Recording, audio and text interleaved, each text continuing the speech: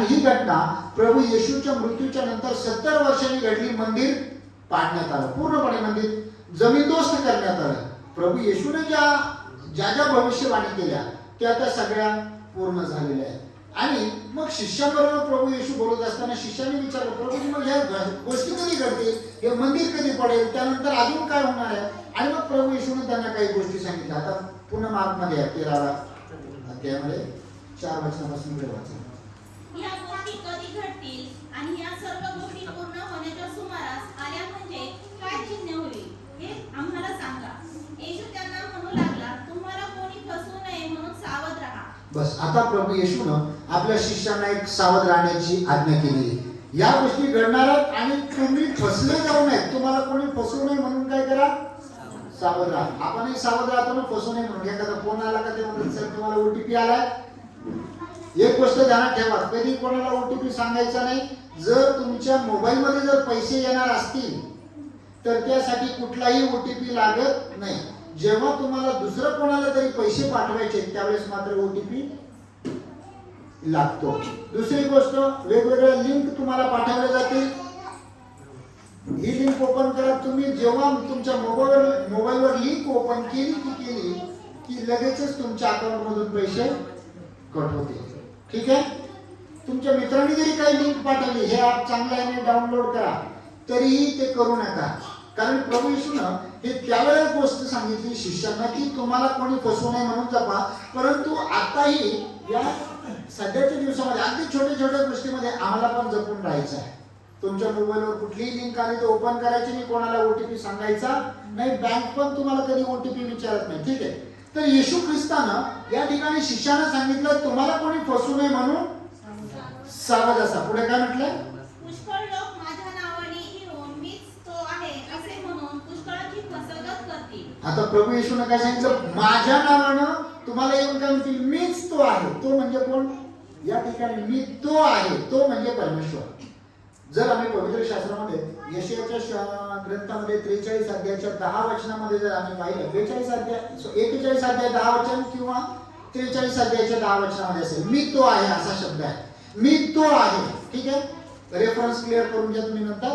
मी तो आहे हे फक्त परमेश्वर उच्चारतो आणि मी तो आहे या ठिकाणी प्रभू येशूने म्हटलं की असं दुसरे म्हणतील म्हणजे मी परमेश्वर आहे असं सांगतील. या जगामध्ये जर आम्ही पाहिलं खूप बाबा लोक पण म्हणतात मी परमेश्वर आहे, मी देव आहे. आणि आम्हाला माहिती आहे देव हा एकच आहे, तो जिवंत परमेश्वर आहे. त्याचबरोबर येरुशलेम मातेचा तो अंश तो पण म्हणतो, त्याचे लोक पण म्हणतात तो परमेश्वर आहे. परंतु आम्हाला देवाचं वचन चांगलं माहिती आहे. येशू ख्रिस्त जगाच्या पापासाठी मरण पावले, त्यांना पुरण्यात आला आणि पुन्हा तिसऱ्या दिवशी जिवंत झाले. ही सुवार्थ आहे. आणि गलतीकराच्या पत्रामध्ये म्हटले याच्यापेक्षा वेगळी जर सुवार्थ तुम्ही ऐकली तो सांगणाराही शापभ्रष्ट आहे आणि तो स्वीकारणारा पण शापित होतो. म्हणून आम्ही शापित होऊ नये म्हणून जे वचनामध्ये जी सुवार्थ सांगितली आहे ती आम्ही दृढ धरून राहणं गरजेचं. म्हणून प्रभू येशूने आम्हाला सांगितलं तुम्हाला कोणी फसवू नये म्हणून जपा. कारण पुष्कळ जण म्हणतील मी तो आहे म्हणजे मी परमेश्वर आहे म्हणून तुम्हाला फसवतो. 7वं वचन, आणखी तुम्ही लढाईविषयी ऐकाल व लढाईच्या अफवा ऐकाल तेव्हा घाबरू नका. या गोष्टी होणे आवश्यक आहे. लढाईच्या अवया ऐकाल तेव्हा घाबरू नका असे होणं आवश्यक आहे. म्हणजे लढाया होणार. सध्या लढाई चालू आहे ना. पुढचं एक वचन वाचूया त्याच्यानंतर बोलूया थोडंसं. 8वं वचन, कारण राष्ट्रावर राष्ट्र व राज्यावर राज्य उठेल आणि जागोजागी भूमिकंप होतील व दुष्काळ पडतील. हा तर ते वेदनाचा प्रारंभ होईल. राष्ट्रावर राष्ट्र उठेल आणि राज्यावर राज्य उठेल. राष्ट्रावर राष्ट्र म्हणजे एक देश दुसऱ्या देशाविरोधात आणि एक राज्य दुसऱ्या राज्याच्या विरोधात. बऱ्याचदा महाराष्ट्रामध्ये आणि कर्नाटकमध्ये पण थोडासा वाद होतो. त्यानंतर इतर राज्यांमध्ये पण दोन्हीच्या एकमेकांबरोबर वाद होतो. परंतु राष्ट्रावर राष्ट्र उठेल म्हणजे एक राष्ट्र म्हणजे एक देश दुसऱ्या देशावर हल्ला करेल. आणि या गोष्टी सध्या घडत आहेत. सध्या कोणत्या राष्ट्राचं युद्ध चालू आहे कोणाकोणाला माहिती आहे? तुमचं उत्तर बरोबर असेल सांगू शकता. Afghanistan, Pakistan, Russia, Ukraine. पाकिस्तानचं कोणाबरोबर आहे? अफगाणिस्तान बरोबर. भारताबरोबर पण चालतं. मसोबाबद्दल काय असूया अफगाणिस्तान आणि पाकिस्तानचं चालू आहे. अजूनही चालू आहे म्हणजे बंद झालं परत सुरू झालं. अजून रशिया आणि युक्रेनचं चालू आहे. अजून इस्रायल आणि पॅलेस्टाईन इस्रायलचं पॅलेस्टाईनचं चालू आहे, इराणचं पण चालू आहे, इराण बरोबर पण सध्या चालू आहे. त्यानंतर चीनचं कोणाबरोबर चालू आहे? तैवान. त्यानंतर उत्तर आफ्रिका नाही कोरिया, उत्तर कोरिया पण त्यांच्या बरोबर आहे. आता हे सगळे राष्ट्र एकमेकांच्या विरोधात उठलेत. आणि त्यानंतर नाटो देश, नाटो देश म्हणजे जे युरोपीय देश आहेत ते नाटो संघामध्ये आहेत आणि ते युक्रेनच्या बाजूने उभा आहे. जवळजवळ 35 देशांची मीटिंग झाली आणि 35 देश रशिया बरोबर आता युद्ध करण्याच्या तयारीत आहेत. आणि रशिया बरोबर अजून दुसरे कोणते देश आहेत? इराण आहे, चायना आहे, उत्तर कोरिया आहे आणि बरेच अजून छोटे मोठे देश आहेत. त्याच्यामध्ये टर्की पण आहे आणि टर्की नाटोकडे पण जातं आणि इकडे पण दोन्ही बाजूला फिरत राहते. हे सगळे देश एकमेकांबरोबर युद्ध करण्याच्या तयारीमध्ये आहेत. आणि सध्याच्या वचनामध्ये जर आम्ही पाहिलं, आजच्या घडीला जर आम्ही पाहिलं तर राष्ट्रावर राष्ट्र उठेल, परंतु एवढ्यामध्ये शेवट होत नाही. शेवट होण्यासाठी अजून एक गोष्ट परमेश्वरानं आपल्या हातामध्ये दिलेली आहे. आता आम्हाला असं वाटतं आता ही युद्ध जे अमेरिकेच्या हातामध्ये, मग अमेरिका युद्ध थांबवेल, सगळं काही शांत होईल. परंतु हे सगळं काही शांत होणं तुमच्या आणि माझ्या हातामध्ये प्रभूनं सोपवलं. माहितीये कसं? एक वचन वाचूया, मत्ती सुवर्तमान 24 अध्याय 14 वचन. सर्व राष्ट्रांना साक्षीसाठी म्हणून राज्याची ही सर्व राष्ट्रांना साक्षीसाठी म्हणून राज्याची ही सुवार्ता सर्व जगात, राज्याची ही सुवार्ता. राज्याची म्हणजे कोणत्या राज्याची? महाराष्ट्र राज्याची, भारत राज्याची, बिहारची, कुठल्या राज्याची सुवार्ता आहे ती? स्वर्गीय राज्याची सुवार्ता. राज्याची ही सुवार्ता सर्व जगात गाजवली जाईल, तेव्हा शेवट होईल. शेवट कधी होणार आहे? जेव्हा सुवार्ता सगळ्या ठिकाणी गाजवली जाईल त्यावेळेस शेवट होईल. म्हणजेच जर समजा सगळीकडे सुवार्ता गाजवून झाली आणि आपल्या नेवासा पाट्यावर एखाद्या ठिकाण राहिलंय आणि तिथं जवळपास तुम्हीच आहात, कुठे पण, मग ते पिचरगावचा भाग असेल, हाटीलिंगावचा असेल, नेवासा पाट्याचा असेल, आणि त्या ठिकाणी तुम्ही आहात आणि तिथल्या काही लोकांना अजून देवाचं वचन माहिती झालं नाही, जगाचा शेवट होईल का? नाही. ज्या क्षणी तुम्ही ती सुवार्ता सांगाल तो शेवटचा भाग संपेल, जगाचा शेवट होईल. हालेलुया. आणि या गोष्टी प्रभूने आम्हाला या गोष्टी दृष्टांत रूपाने सांगितल्या. ज्या गोष्टी घडल्याच्या नंतर तुमच्या लक्षात येईल की आता समय जवळ आलेला आहे. आणि म्हणून मार्क सुवर्तमानाच्या पहिल्या अध्यायाच्या 15 वचनामध्ये म्हटलंय, समय पूर्ण झाला आहे आणि देवाचं राज्य जवळ आले आहे. भेटला संदर्भाचा? काळाची पूर्णता झाली आहे काळाची पूर्णता झाली आहे व देवाचे राज्य जवळ आले आहे.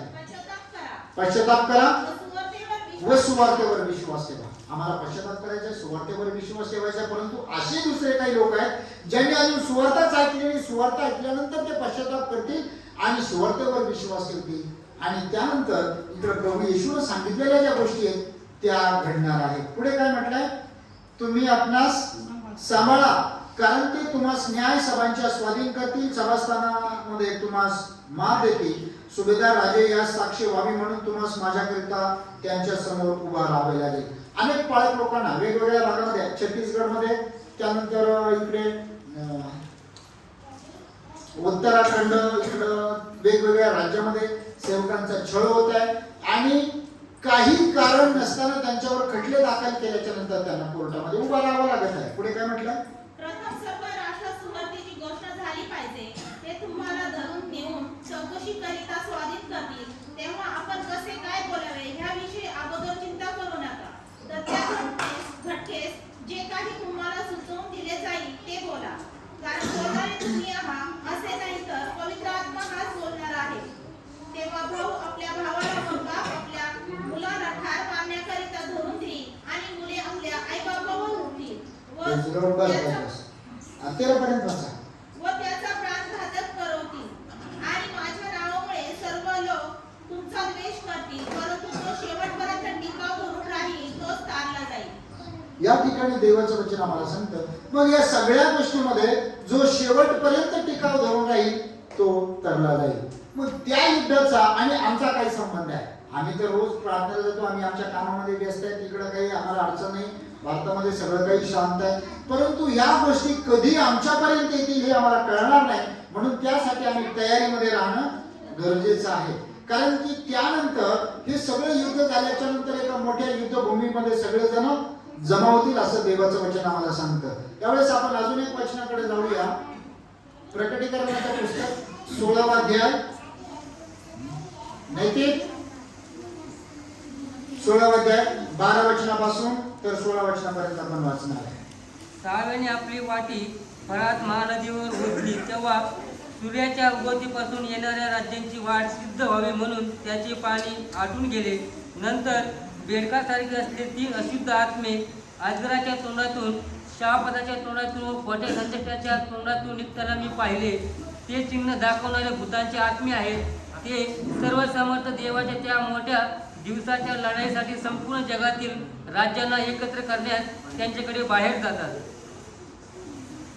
16 पर्यंत वाचा. पहा, जसा चोर येतो तसा मी येईल. आपण नग्न असे चालू नये व आपली लाज लोकांना दिसू नये म्हणून जो जागृत राहतो व आपली वस्त्रे राखतो तो धन्य. त्यांना इब्री भाषेत हर्मगिदोन म्हटलेल्या ठिकाणी एकत्र केले. बस आता या ठिकाणी हर्मगिदोनची लढाई म्हणून आहे. हर्मगिदोन हा शब्द अख्ख्या बायबलमध्ये एकदाच आलेला आहे आणि तो पण कुठे आला माहितीये? या आता आपण वाचले याच ठिकाणी. जर एकदाच आलं म्हटलं मग आता वाचले म्हणजे ते आपलं उत्तर फिक्स आहे. हर्मगिदोन हा एकच शब्द या ठिकाणी आला. हर्म या शब्दाचा अर्थ आहे म्हणजे हर्मगिदोन हे 2 शब्द आहेत. हर्म म्हणजे हर्म नाही फक्त हर म्हणजे टेकडी किंवा डोंगर आणि मग्गिदो किंवा मग्गिदोन याचा अर्थ आहे यरूशलेम जवळचं एक मोठं शहर आहे. या म्हणजे फार जुनं शहर आहे. यरूशलेम पासून उत्तर दिशेला ते साधारणपणे 90 किलोमीटर अंतरावर आहे आणि हे ठिकाण पाहण्यासाठी नेपोलियन देखील त्या ठिकाणी गेला होता. आणि मग नेपोलियन हे ठिकाण पाहिल्याच्या नंतर नेपोलियन म्हटलं होतं की पृथ्वीवर नैसर्गिकरित्या निर्माण झालेली युद्धभूमी नंबर 1 ची युद्धभूमी ही आहे. आणि देवाचं वचन आम्हाला सांगतं सगळे राष्ट्र त्या ठिकाणी युद्ध करायला जमणार आहे. कोणाच्या विरुद्ध युद्ध असणार आहे? म्हणजे इस्रायलाच्या विरोधात. अख्खे राष्ट्र इस्रायलाच्या विरोधात असणार आहे. परंतु आपल्याला माहिती आहे इस्रायलाच्या बाजूने लढणारा जो परमेश्वर आहे त्याची आम्ही आराधना करतो. हालेलुया. आणि हे सगळे राष्ट्र आहेत. आता कोणते राष्ट्र आहेत? या ठिकाणी देवाचं वचन सांगतं अल फरात नाही, नुसतं फरात नदी आहे. परंतु ती फरात नदी अरबमधून वाहते, अरब स्थानामधून वाहते आणि अरब स्थानामध्ये या नदीला अल फरात असं म्हटलं जातं. बायबलमध्ये नाहीये, परंतु जर तुम्ही इंटरनेटवर जरी चेक केलं तर त्या नदीला अल फरात असा शब्द आहे. आणि ती अल फरात नदी त्या ठिकाणावरून वाहते. या ठिकाणी देवाचं वचन आम्हाला सांगतं की त्यांची महानदावर ओतली तो सूर्याच्या उगवतीपासून म्हणजे काय? जिथं सूर्याचा म्हणजे सकाळचा सूर्य ज्यांच्यावर पहिल्यांदा पडतो त्या ठिकाणावरून येणाऱ्या राजांची वाट सिद्ध व्हावी म्हणून तिचे पाणी आटवून गेले. सगळ्यात पहिला सूर्य कोणत्या देशावर उगवतो माहितीये? जपानवर. म्हणून जपानला काय म्हणतात? उगवत्या सूर्याचा देश म्हणतात. जपानच्या नंतर अजून आजूबाजूला कोणते देश आहेत ज्याच्यावर सूर्य उगवला जातो? कोरिया आहे, चीन आहे, चीन पण आहे. हे सगळे कोणत्या दिशेला आहे? पूर्वेच्या बाजूला. जर तुम्ही पृथ्वी पाहिली ना, मी असा विचार केला होता की गोल पृथ्वी आपल्याला आणायची होती ते दाखवण्यासाठी. परंतु अजून एक गोष्ट आहे,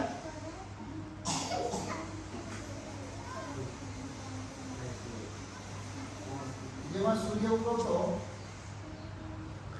त्यावेळेस इकडे जपान, कोरिया, चीन आणि थोडा भारत आहे. आणि मग पृथ्वी घड्याळाच्या काटे जशी फिरतात ना, घड्याळाचे काटे अशी फिरतात ना, तर पृथ्वी अशी फिरत राहते. अशी फिरल्याच्या नंतर जे सूर्य त्याच्यावर सूर्याचा प्रकाश पडल्याच्या नंतर अर्ध्या भागावर प्रकाश पडतो, इथं उजेड असतो आणि जेव्हा हा भाग इकडे उलटा होतो त्यावेळेस आपण अंधारामध्ये येतो. आणि सूर्याच्या उगवतीपासूनच्या लोकांना येण्यासाठी वाट तयार व्हावी म्हणून ती नदी कोरडी बनणार आहे. हे सगळं काही परमेश्वर करणार आहे. आणि त्याच्यामध्ये आता बायबलमध्ये आपण आपल्याला प्रश्न पडेल चीनचं नाव नाहीये, परंतु सगळे राष्ट्र आहेत. अजून एक वचन, अजून थोडस वचनाकडे आपण वळूया. एचकेलच्या पुस्तकामध्ये जाऊया आणि कोणीतरी जकर्याचं पुस्तक 14 अध्याय 1 आणि 2 वचन काढा. एचकेलचं 38 वचनाची सुरुवातीला काही 38 अध्यायाची सुरुवातीचे काही वचन आपण वाचणार आहोत. कोणीतरी जकर्या 1 अध्याय 2 किती अध्याय म्हणतो जकर्या 14 अध्याय 1 आणि 2 वचन काढा. परमेश्वराचे वचन मला प्राप्त झाले. हेच केलं. हा बोला बोला. मानवपुत्रा मागोग देशातील गोग जो रोग मेशेक व तुबाल यांच्या अधिपती त्याच्याकडे आपले मुख करून त्यांच्या विरुद्ध संदेश दे. त्याला सांग, प्रभू परमेश्वर म्हणतो, पहा, अरे गोगा रोष मेशेक व तुबाल यांच्या अधिपती मी तुझ्यावर विरुद्ध आहे. मी तुला पळ काढायला लावीन, तुझ्या जावाड्यात गळ टोचून तुला बाहेर काढीन. तुझे सर्व सैन्य घोडे व स्वार यांना बाहेर काढीन. सर्वजण सुंदर पोशाख, त्यातले कवच व ढाल धारण केलेले, तलवारी परजणारे अशांचा तो मोठा समूह आहे. त्यांच्यासह ढाल व शिरसाण धारण केलेला पारस, कुश व फूट, गोमर व त्याचा सेना समूह अगदी उत्तरेकडील तोगामाचे घराणे व त्याचा सर्व सेना समूह तसेच अनेक जातीचे लोक यांना तुझ्यासह बाहेर काढील. बस आता या ठिकाणी हे सगळे राष्ट्र लढण्यासाठी एकत्रित या ठिकाणी येणार आहे. त्याच्यामध्ये लिहिलंय मागोग. मागोग जो आहे, मागोग हे रशियाला म्हटलेलं आहे किंवा काही बायबलमध्ये रोष पण म्हटलेलं आहे. रोष पण रशिया, रोष, तुबाल आणि त्यामध्ये टर्की पण आहे. त्यानंतर तोगारमा म्हणजे तुबाल आहे आणि गोग हा लीडर साठी शब्द वापरलेला आहे. त्यानंतर पारस हा शब्द आहे. पारस किती वचनामध्ये आहे? 5व्या वचनामध्ये पारस आहे. पारस म्हणजे इराण आहे, सध्याचं इराण, जिथं पहिले पारशी भाषा बोलायचे, परंतु त्यानंतर मुस्लिम समुदाय त्या ठिकाणी गेल्याच्या नंतर त्यांची संख्या वाढली आणि मग त्यांनी ते राष्ट्र काबीज केलेले. पहिली पारशी लोकांची सत्ता होती इराणवर आणि ते इराण म्हणजे पारस, तो देश पण त्या ठिकाणी आहे. आता सध्या कोणते देश एकत्रित झाले? रशिया बरोबर कोणता देश आहे? चीन आहे. अजून आता दादा कोणता देश आहे? पारस म्हणजे आता सांगितले काय? इराण. इराण आणि रशिया एकत्रित आहे. हे कुठे पाहायला मिळतं आपल्याला? बायबलमध्ये. किती वर्षापूर्वी? प्रभू येशू 2000 वर्षापूर्वी या जगामध्ये येऊन गेले आणि येशू ख्रिस्ताच्या अगोदर साधारणपणे 600 ते 800 वर्ष अगोदर आहे, म्हणजे 2700-2800 वर्ष अगोदर आहे. Praise the Lord. तेव्हा ही सांगितलेली भविष्यवाणी हे सगळे राष्ट्र एकत्रित असणार आणि आपण सध्या पाहतो ते एकत्रित आहे. 39 अध्यायाची सुरुवातीची काही वचन वाचा. हे गोगाविरुद्ध संदेश देऊन सांग, प्रभू परमेश्वर म्हणतो, हे गोगा, रोष, मेशेक व तुबाल यांच्या अधिपती पहा, मी तुझ विरुद्ध आहे. मी तुला ठेवीन, तुला घेऊन जाईन, उत्तरेच्या अतिशय दूर प्रदेशातून तुला यावयास लावीन, तुला इस्रायलाच्या पर्वताकडे आणीन. बस कुठे आणि इस्रायलाच्या पर्वताकडे आणणार आहे. आणि पर्वताला काय शब्द वाचला मगाशी वाचला आपण हिब्रू भाषेमध्ये? पर्वत म्हणजे काय? हर. हर म्हणजे पर्वत आणि त्या शहराचं नाव आहे मगिदो. हे दोन्ही मिळून होतात हर्मगिदोन. आणि या ठिकाणी परमेश्वर त्या लोकांना घेऊन येणार आहे. Praise the Lord. हे सगळे त्या ठिकाणी येणार आहेत आणि त्या ठिकाणी तुंबळ युद्ध असं होणार आहे. परंतु आता चीन त्या ठिकाणी असा स्पष्ट दिसत नाही राहिला आपल्याला. परत आपण थोडस याच्यामध्ये येऊया प्रकटीकरणाच्या पुस्तकामध्ये 16.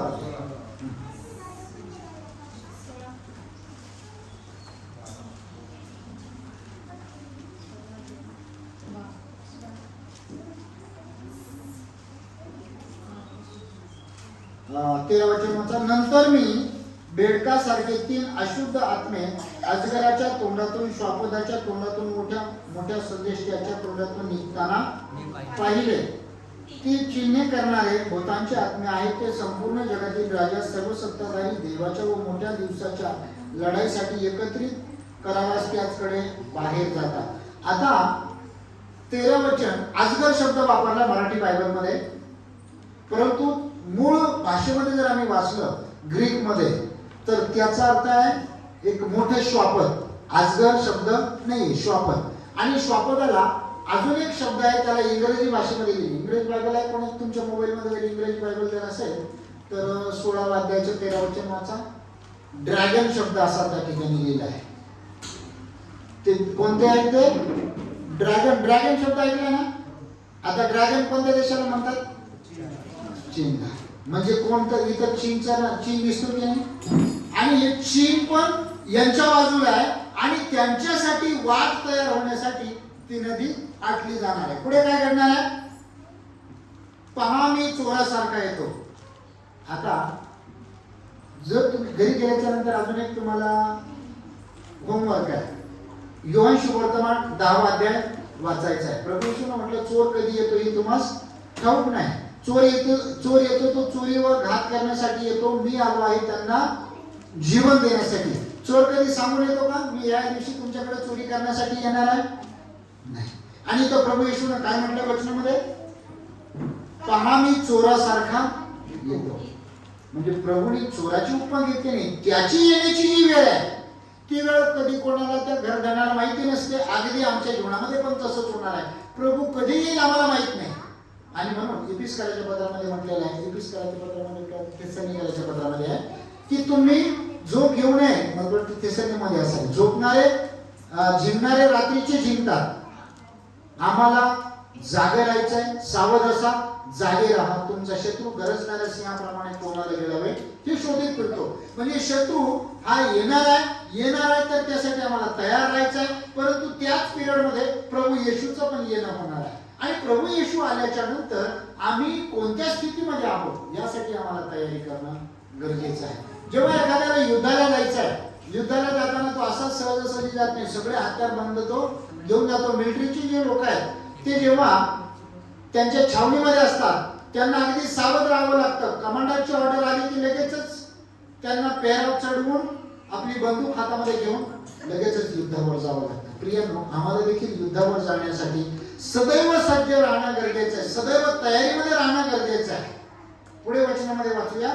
प्रभूचं वचन सांगतं की आपण लग्न असे चालू नये, आपली लाज लोकांना दिसू नये म्हणून जो जागृत राहतो व आपली वस्त्र राखीतो तो धन्य. आपली वस्त्र राखतो म्हणजे काय? सर्व पापापासून दूर राहतो, स्वतःला पवित्र असे राखतो. त्या व्यक्तीला म्हटले तो धन्य आहे. त्यांनी त्यास इब्री भाषेत हर्मगिदोन म्हटलेल्या ठिकाणी एकत्रित केले. इकडे वाचलं तर मग अशी आपण जकरियाचं पुस्तक सांगतो 14 ते 1 वाचा 14 ते 1 आणि 2 वचन, सॉरी 2 ते 4 वचन वाचा. यरूशलेमेबरोबर लढण्यास चढाई करून यावे म्हणून मी सर्व राष्ट्रात जमा करीन. ते नगर हस्तगत करतील, घरे लुटतील, स्त्रियांना भ्रष्ट करतील. अर्धे नगर बंदिवासात जाईल तरी अविश्वास लोक नगरातून नाही तसे होणार नाही. तेव्हा परमेश्वर पुढे सरसावे. पूर्वी युद्धसमयी ज्या प्रकारे त्याने युद्ध केले त्या प्रकारे त्या राष्ट्राबरोबर तो युद्ध करेल. बस, हे सगळे राष्ट्र एकत्रित युद्धासाठी येणार आहे. आता आमच्या जीवनासाठी हे एक प्रकारे आत्मिक युद्ध आहे. आम्ही पण रोज आणि रोज आत्मिक युद्ध जगतो. आत्मिक युद्ध कसं? आमच्या जीवनामध्ये आर्थिक प्रॉब्लेम असतात, समस्या असतात, अडचणी आहेत, कलह आहेत, इतरांबरोबर इतरांबरोबर आमचा काही वादविवाद असतो. हे सगळं आमच्या जीवनासाठी एक आत्मिक युद्ध आहे. आणि या सगळ्या युद्धासाठी आम्ही तयारी करणं गरजेचं आहे. आम्ही परमेश्वराचं वचन वाचून आमच्या जीवनामध्ये प्रार्थना करणं गरजेचं आहे. म्हणजे आम्ही आत्मिकरित्या स्वतःला सिद्ध करणं गरजेचं आहे. यासाठी पण अजून एक अध्याय वाचायचा आहे. एफिसकरास पत्र 6 अध्याय. घरी गेल्याच्या नंतर कोणता अध्याय सांगितलाय? योहान 10 आणि 6. पुढच्या आठवड्यामध्ये सगळ्यांनी हे दोन्ही अध्याय वाचून घ्यायचे. आकाशाला तुम्हाला वाचता येत नाही, अमृतताई जेव्हा वाचेल ना तेव्हा लक्षपूर्वक ऐकायचे. ठीक आहे? सगळ्यांनी घरी गेल्याच्या नंतर हे 2 अध्याय वाचून घ्यायचे. ज्यांना वाचता येत नाही त्यांनी इतरांकडून वाचून घ्यायचे. तुमच्या वहीवर लिहून ठेवा. आणि हे आम्हाला वाचन करायचं. आम्ही कशा प्रकारे स्वतःला युद्धासाठी तयार करायचे हे तुम्हाला एफिसकराच्या पत्रामध्ये 6 अध्यायाच्या 10 वचनापासून तर पुढे तुम्हाला पाहायला मिळेल. आम्ही या प्रकारे स्वतःला सिद्ध करायचे आहे. आणि या युद्धामध्ये, या युद्धाचा शेवट करण्यासाठी प्रभू येशू येणार आहे. 19 अध्यायामध्ये जाऊया आपण. प्रकटीकरण 19 अध्याय फास्ट वाचा 11 ते 16. नंतर मी स्वर्ग उघडलेला पाहिला. तो पहा, एक पांढरा घोडा आणि विश्वासनीय व सत्य असा बनलेला एक स्वार त्याचवर बसलेला मला दिसला. तो नीतीने न्यायनिवाडा करतो व लढतो. त्याचे डोळे अग्नीच्या ज्वालेसारखे आहेत व त्याच्या डोक्यावर पुष्कळ मुकुट आहे. त्याच्यावर एक नाव लिहिलेले आहे, ते त्याच्या वाचून कोणालाही कळत नाही. रक्तात बुचकळलेले वस्त्र त्याने अंगावर घेतले होते आणि देवाचा शब्द नाव त्याला देण्यात आले होते. स्वर्गातील सैन्य पांढऱ्या घोड्यावर बसून पांढरी व शुद्ध अशी तागाची तलम वस्त्रे अंगावर घालून त्याच्या मागे चालत होती. त्याने राष्ट्रास मारावे म्हणून त्याच्या तोंडातून तीक्ष्ण धारेची तलवार निघते. तो त्याचवर लोखंडी दंडाने अधिकार गाजवील आणि सर्व समर्थ देव ह्याच्या तीव्र रूपी द्राक्षरसाचे गुण तो तुडवतो. त्याच्या वस्त्रावर व त्याच्या मांडीवर राजाचा राजा आणि प्रभूंचा प्रभू हे नाव लिहिलेले आहे. Praise the Lord. आता हे युद्ध संपवण्यासाठी प्रभू येशू स्वतः येणार आहे. परंतु या युद्धामध्ये सैनिक म्हणून आम्ही पण आहोत. आणि जर आम्ही सैनिक नाही, नुसतं नागरिक जर असलो आणि आम्ही जर युद्ध करत नाही, तर मग आमच्यावर हल्ला झाल्याच्या नंतर आमच्याकडं पर्याय काहीच नाही. त्यामुळं न लढता मरणं चांगलं की लढून मरणं चांगलं? लढून मरणं चांगलं. परंतु आमची लढाई रक्त माणसाबरोबर नाही असं देवाचं वचन आम्हाला सांगतं. तर आमची लढाई कोणाबरोबर आहे? आकाशातील दुरात्मा समूहाबरोबर. थोडंसं वाचूया. एपिस्कलाच्या पत्रामध्ये 6 अध्याय 10 वचन वाचा. फास्ट. शेवटी माझ्या बंधूनं शेवटी माझ्या बंधूंनो प्रभूमध्ये व त्याच्या प्रभावी सामर्थ्यात बलवान होत व जा. त्याच्या प्रभावी सामर्थ्यात बलवान होत जा. सैतानाच्या डावपेच्या पुढे तुम्हाला टिकाव धरता यावा सैतानाच्या डावपेच्या पुढे तुम्हाला टिकाव धरता यावा म्हणून देवाची शस्त्र सामग्री धारण करा. देवाची शस्त्र सामग्री धारण करा. आम्हाला देवाची शस्त्र सामग्री धारण करायची. कोणती? कारण आपले झगडणे रक्तमांसाबरोबर नव्हे तर कारण आपले झगडणं रक्त मांसाबरोबर नव्हे तर सत्ता बरोबर सत्ता, अधिकारांबरोबर अधिकार सध्याच्या काळातील व सध्याच्या काळोखातील जगाच्या अधिपती बरोबर जगाच्या अधिपती बरोबर आणि आकाशातल्या दुरात्मा आणि बरोबर आकाशातल्या दुरात्मा समूहाबरोबर आहे. आमचं युद्ध कुठल्या मनुष्याबरोबर नाहीये. हे आत्मिक युद्ध आहे. आणि या आत्मिक युद्धावर साठी आम्हाला कशी तयारी करायची? पुढे वाचा. या कारणास्तव तुम्हाला वाईट दिवसात प्रतिकार करता यावा व सर्व काही केल्यावर टिकाव धरता यावा म्हणून देवाची शस्त्र सामग्री घ्या. तर आपल्याला याच्यामध्ये टिकण्यासाठी देवाची संपूर्ण शस्त्र सामग्री घ्यायची. कोणती आहे ती शस्त्र सामग्री? तर मग आपली कंबर सत्याने कसा आपली कंबर सत्यानं कसा? सत्य काय आहे? येशूने म्हटलं मार्ग सत्य व जीवन मीच आहे. आणि येशू देवाचं वचन आहे. म्हणजे वचन आमच्या जीवनामध्ये असणं गरजेचं आहे. पुढे नीतिमत्वाचे उरसमान धारण करा. नीतिमत्वाचे उरसमान धारण करा. म्हणजे चांगलं वर्तन करावं ही प्रभूची आमच्याकडून अपेक्षा आहे. शांतीच्या सुवार्तेने लाभलेली सिद्धता पायी चढवा. आम्ही शांती, आमच्या जीवनामध्ये शांती असली पाहिजे. आम्ही शांत राहायचंय, दुसऱ्यांनाही शांत ठेवायचं. पुढे आणि या सर्वांबरोबर जिच्या योग्य त्या दृष्टीचे सगळे जळते बाण तुम्हाला विजवता येतील ती विश्वाची ढाल हाती घ्या. आम्हाला विश्वासाची ढाल हाती घ्यायची. ढाल काय काम करते?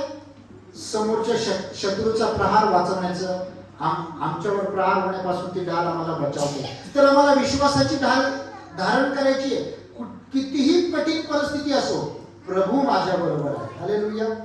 जर प्रभू आमच्या बरोबर आहे तर मग आम्हाला घाबरण्याचं कारण नाही. हा विश्वास आम्हाला ठेवायचा आहे. मग ती आर्थिक अडचण असेल किंवा आजार असेल, इतर कलह असतील, इतर कुठलीही समस्या असो, आम्हाला विश्वासाने पुढे चालायचं. पुढे तारणाचे शिरसाण व तारणाची शिरस्त्राण म्हणजे आम्हाला पापांची क्षमा मिळणं गरजेचं आहे. तारणाची शिरस्त्राण व आत्म्याची तलवार म्हणजे देवाचे वचन ही घ्या. देवाची वचन ही घ्या. आम्हाला देवाचं वचन सदोदित आमच्या बरोबर घ्यायचं आहे. बऱ्याच आम्ही काय करतो, चर्चला यायचं म्हटलं का तलवार घरीच सोडून येतो आणि मोबाईल मधली तलवार काढतो. पुढे सर्व प्रकारची प्रार्थना व विनवणी करा. सर्व प्रकारची प्रार्थना व विनवणी करा. सर्व प्रसंगी आत्म्याच्या प्रेरणेने प्रार्थना करा. सर्व प्रसंगी आत्म्याच्या प्रेरणेने प्रार्थना करा. आणि या कामी पूर्ण तत्परतेने व सर्व पवित्र जनांसाठी विनवणी करीत जागृत राहा. आणि सर्व पवित्र जनांसाठी विनवणी करीत जागृत राहा. आता पवित्र जन म्हणजे नेमकं कोण आहे? कोण आहे पवित्र जन? सांगा बरं. हा? तुमचं उत्तर चुकलं तरी चालेल, मला खात्री आहे तुमचं उत्तर चुकणार नाही. पवित्र जन म्हणजे कोण? पाळत आहेत का? बर, आपण सगळेजण फक्त पाळत एकटा पवित्र नाहीये.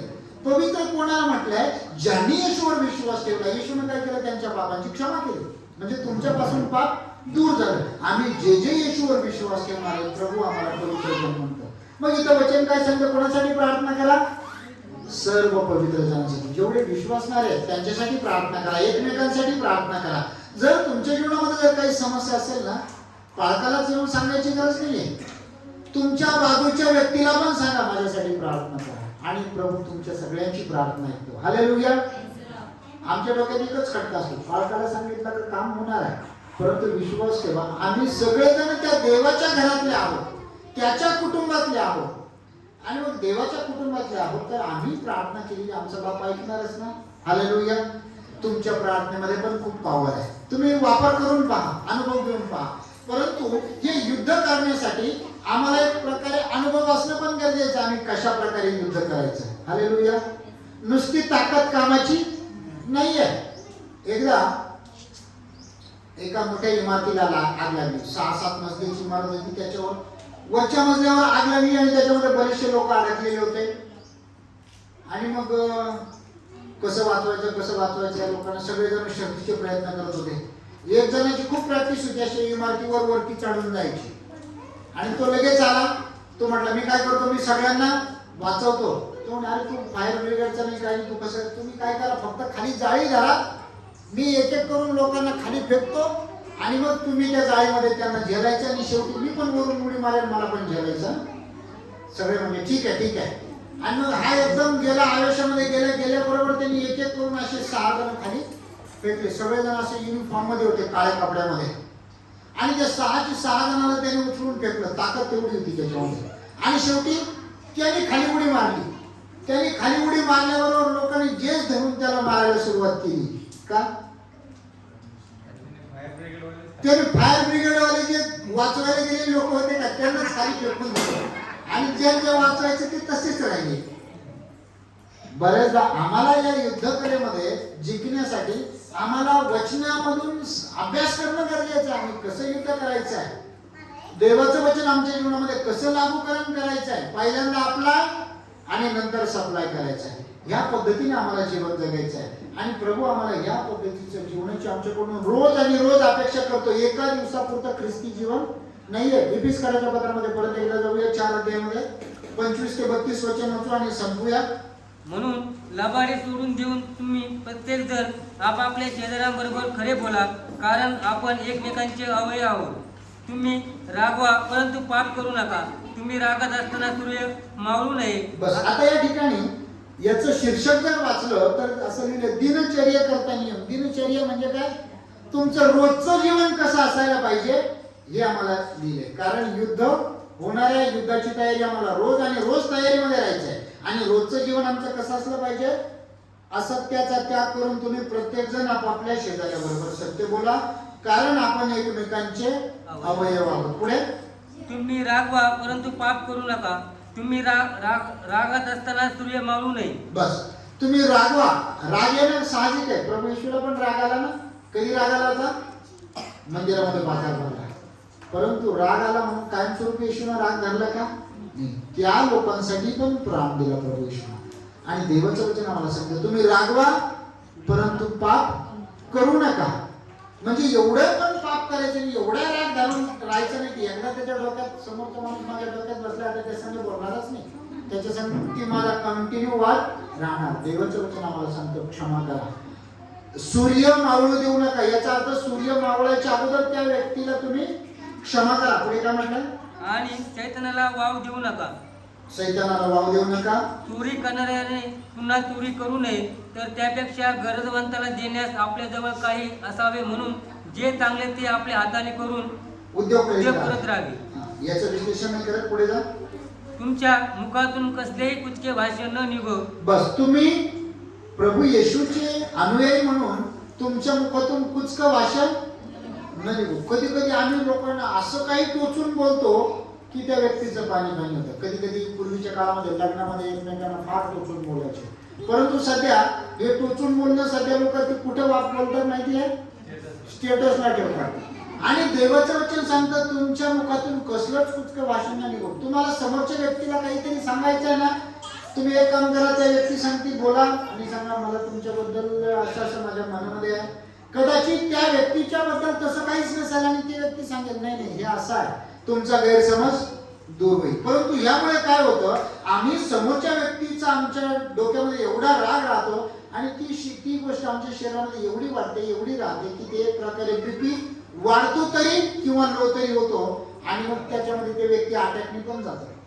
फार डेंजर ही गोष्ट. म्हणून आमच्या मनामध्ये जर एखाद्याबद्दल काही जर असेल ना तर त्या व्यक्तीला जाऊन सांगा मला तुमच्याबद्दल असं असं वाटत होतं, कदाचित ही माझी चुकी असेल किंवा माझा गैरसमज असेल, परंतु मी तुम्हाला क्षमा करतो. तुम्ही क्षमा करून टाका, तुम्ही एकदम फ्री व्हाल, मोकळं होऊन जा. हालेलुया. कदाचित तो आमचा जवळचा नातेवाईक असेल, आमची भाऊजाई असेल, ननंद असेल, सासूबाई असेल, सोनबाई असेल, भाऊ असेल, सखा भाऊ, चुलत भाऊ, कोणी पण असेल, तुमच्या मनामध्ये जर काही असेल त्या व्यक्तीबद्दल तर एकदम बोलून टाका आणि एकदम मोकळे व्हा. पुढे पण गरजेप्रमाणे उन्नती करता जे चांगले तेच मात्र निघो, यासाठी की तेने करून ऐकणाऱ्यांना कृपादान प्राप्त व्हावे. म्हणजे तुम्ही जेव्हा काही बोलताना असं काहीतरी बोला की समोरच्या व्यक्तीला ते कृपा म्हणून ते वचन त्या व्यक्तीच्या जीवनात कार्य करेल. नव्या शब्दास पुढे देवाच्या पवित्र आत्म्याला खिन्न करू नका. खंडणी भरून प्राप्त केलेल्या मुक्तीच्या दिवसापर्यंत तुम्ही त्या आत्म्याच्या योगे मुद्रित झाला आहात. अशी तर काय म्हटलं, कशाने मुद्रित झाला? शिक्का मारणं येतो ना, पोस्टामध्ये जर गेला ना तर पत्रावर शिक्का मारला जातो किंवा एखाद्या पार्सलवर शिक्का मारला जातो, त्याला मुद्रा म्हणतात. आणि मुद्रित केलेलं आहे आम्हाला कशानं? प्रभूच्या आत्म्यानं. कधी कधी शैतान आम्हाला सांगतो तुमच्यामध्ये पवित्र आत्मा आहे का, तुम्ही अन्य भाषा बोलता का, अन्य भाषा जर बोलत नाही तर पवित्र आत्मा आहे. परंतु इथं काय सांगताय, देवाच्या पवित्र आत्म्याला खिन्न करू नका. तुम्ही कशाने मुद्रित झाला आहात? त्या पवित्र आत्म्याने तुम्ही मुद्रित झाला आहात. पुढे सर्व प्रकारचे कडूपण, संताप, क्रोध, गलबला, सर्व प्रकारचे काय शब्द आहे तिथं? कडूपण. कडूपण. आता एखाद्याला जर कडू म्हटलं तर किती राग येतो. परंतु इथं आम्हाला कोण बोलतंय कडूपणा बाजूला करा? आम्हाला म्हणत आहे. म्हणजे याचा अर्थ आमच्यामध्ये थोडाफार कडूपणा आहे आणि आम्ही लोकांना म्हणतो तू असा असा आहे. मी म्हणत नाही, परंतु प्रभूचं वचन आम्हाला सांगतं कडू कोण आहे? आम्ही. आणि प्रभूचं वचन आम्हाला सांगतं तुमच्यातील कडूपणा तुम्ही काय करा? दूर करा. पुढे संताप, क्रोध. संताप म्हणजे काय? संताप म्हणजे थोडीशी गोष्ट गेली एवढा भयानक राग येणं त्याला म्हणतात संताप. राग वेगळा आणि संताप वेगळा. पुढे क्रोध, गलबला म्हणजे कलकलाट व निंदा ही अवघ्या दुष्टपणासह तुमच्यापासून दूर करण्यात येऊन.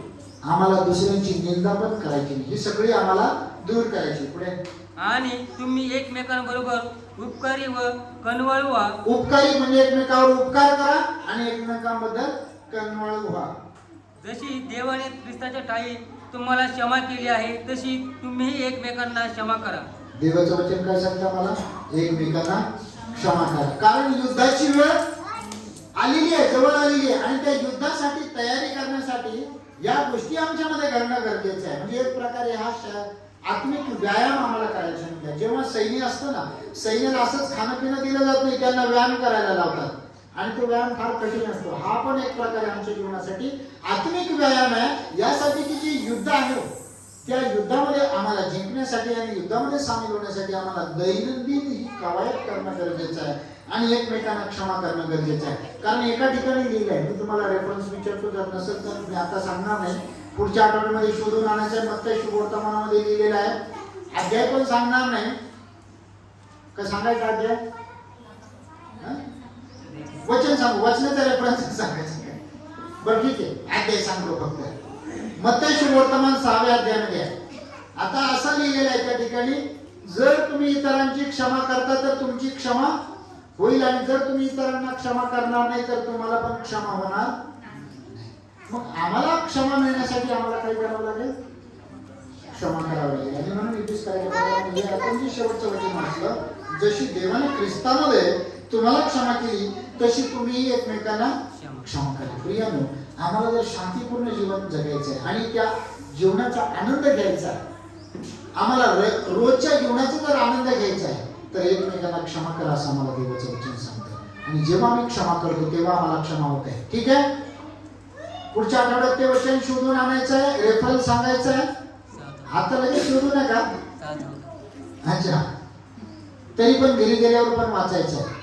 2 अध्याय वाचायला गेलेले किंवा शुभवर्तमान 10वा अध्याय इतिहास आपण इथं वाचलेला आहे अर्धा, परंतु घरी गेल्याच्या नंतर पूर्ण अध्याय वाचायचे 6वा अध्याय आणि मत्ते शुभवर्तमानामधलं 6वा अध्याय 14 आणि 15 वचन. ठीक आहे, मी तुम्हाला रेफरन्स सांगून दिले. 6वा अध्याय 14 आणि 15 वचन हे पण वाचन करायचं आणि नुसतं वाचायचं नाही तर पाठांतर करायचंय. नुसतं पाठांतर नाही करायचं तर काय करायचंय, त्याचं आपल्या जीवनामध्ये लागूकरण करायचंय. रिन साबण सारखं नाही तर कामगारासारखं. तो आपला रिन साबण बनवतो आणि त्याचे स्वतःचे कपडे घाण आहे. तो जर दुसऱ्याला देतोय, तो जो वापरतो त्याचे कपडे स्वच्छ होतात. हे वचनाचंही तसंच आहे. त्या वचनाचं लागूकरण पहिल्यांदा आम्हाला आमच्या जीवनामध्ये करायचं आहे आणि त्यानंतर इतरांना आम्हाला ते द्यायचं. परमेश्वर या वचनाद्वारे आपणास आशीर्वादित करो. आमेन. Praise the lord. प्रार्थना करूया. पवित्र पिता परमेश्वर देव बाबा, मी तुम्हाला धन्यवाद देतो, तुमची स्तुती करतो. देव बाबा, हे वचन आम्ही ऐकलेलं आहे, त्या वचनाचं आम्ही आमच्या जीवनामध्ये लागूकरण करावं म्हणून तुम्ही आमचं सहाय्य करा आणि मदत करा. देव बाबा, इथे बसलेल्या माझ्या प्रत्येक भावाला आणि बहिणीला आशीर्वादित करा. प्रभू, जे आत्मिक युद्ध आम्हाला लढायचं आहे त्यासाठी आम्ही स्वतःची तयारी करायची आहे. कारण की प्रभूजी, तुमच्या वचनामध्ये आम्ही वाचलेलं आहे की जगाचा शेवट आल्याच्या नंतर राष्ट्रावर राष्ट्र उठणार आहे, राज्यावर राज्य उठणार आहे, जागोजागी दुष्काळ पडणार आहे, भूमिकंप होणार आहे. आणि या गोष्टी जर सध्या आमच्या जीवनामध्ये जर घडत आहेत तर प्रभू, आम्ही त्यामधून बोध घेऊन स्वतःची तयारी करावी म्हणून तुम्ही आमचं सहाय्य करा, मदत करा. देव बाबा, आमच्या मनामध्ये एकमेकांबद्दल काही कटुता असेल, त्यांना आम्ही क्षमा केलेली नसेल तर देव बाबा, आम्हाला इतरांना क्षमा करण्यासाठी तुम्ही आमचं सहाय्य करा आणि मदत करा. कारण की तुमचं वचन आम्हाला सांगतं, जर तुम्ही क्षमा करणार नाही तर तुमची क्षमा होणार नाही. आणि म्हणून प्रिय परमेश्वर देव बाबा, आम्ही एकमेकांना क्षमा करण्यासाठी आमचं सहाय्य करा आणि मदत करा. देव बाबा, इथे बसलेल्या माझ्या प्रत्येक भावाला बहिणीला आशीर्वादित करा. त्यांच्या जीवनामध्ये आनंद, शांती आणि बरकत द्या. तुमचं वचनाचं आज्ञा पालन करण्यासाठी तुम्ही त्यांचं सहाय्य करा आणि मदत करा. जे आमचे भाऊ बहीण येऊ शकले नाही त्यांना देखील आशीर्वादित करा. प्रभू, तुमचं गौरव द्या. प्रभू येशूच्या पवित्र नावात प्रार्थना केली म्हणून बाप्पा.